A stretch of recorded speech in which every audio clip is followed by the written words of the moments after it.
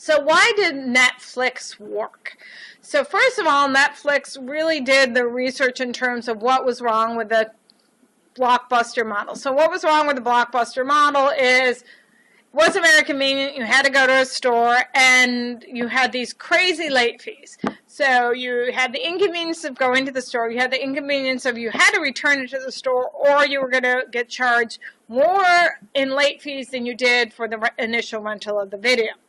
So they also took advantage of really evolving technology. So if you think when they started, basically internet and homes was far more prevalent. And then they also saw this long tail where they saw, hey, we can have a lot more products as an internet store than as a traditional brick and mortar store, and our costs will be far lower because we don't have this brick and mortar.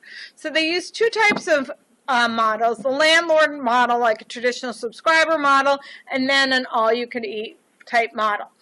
So according to Sandvine, by 2013, they were pretty much one of the biggest sources of internet traffic, with owning 32% of downstream web traffic and then 28% of aggregate traffic. So really, they were taking quite a lot of bandwidth, so you could see the previous case why this all evolved the way it did. But then they took a shift. So they became licensors. They were paying a lot of money for content licensing. So to get the content it had to give minimum guarantees. It had to give advances, etc. It had to sign studio deals. And you'll often see like, oh, these particular movies are coming off of Netflix because their license in that particular film has expired.